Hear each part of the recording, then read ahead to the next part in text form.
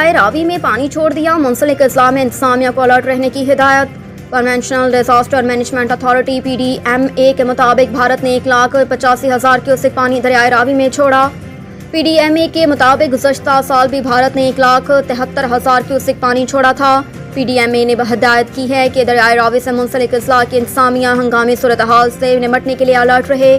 Deputy commissioner Narowal का कहना है कि दरियाए रावी में भारत से आने वाला रैला आज शाम जस्टर पहुंचेगा। दरियाए रावी से जस्टर के मुकाम पर 2.5 लाख क्यूसेक का रैला गुजर सकता है।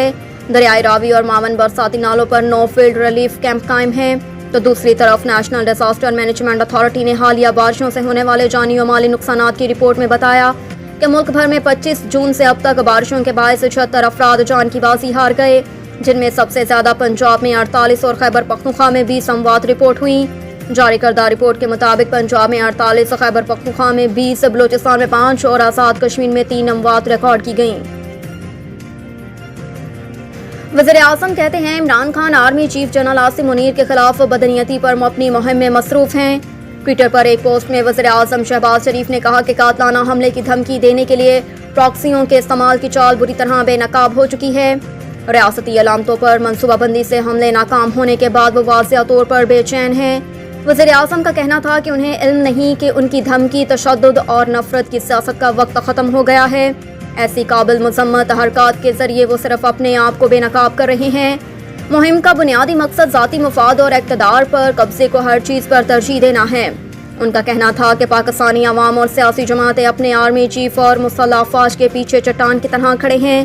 अफवाज की वक़ार, इज्जत और सालमियत को मशरू करने की किसी भी कोशिश और साजिश को नाकाम बनाएंगे।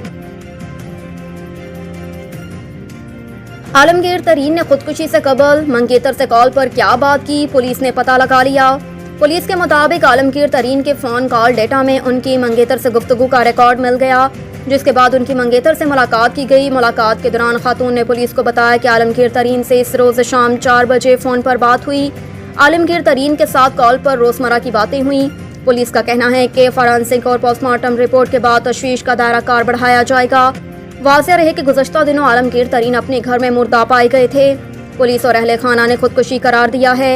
इब्तदाई तफ्तीश में बताया गया था कि आलमगीर तरीन ने दाएं कनपट्टी पर एक गोली चलाई। आलमगीर तरीन की पोस्टमार्टम रिपोर्ट के मुताबिक आलमगीर तरीन की मौत सर में गोली लगने से हुई।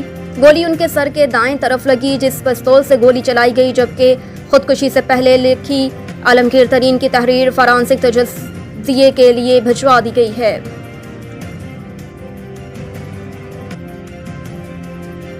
IMF वफद की इमरान खान से मुलाकात पर हुकूमती रद्द-ए-अमल सामने आ गया। अपने एक बयान में उन्होंने कहा कि IMF ने तमाम सियासी जमातों से मुलाकातें की हैं, लेकिन उन्हें लगता है कि IMF ने PTI चेयरमैन में कहा होगा कि 2022 के मार्च की तरह इंतशार और फसाद फैलाकर मुल्क की मईशत को तबाह न करना।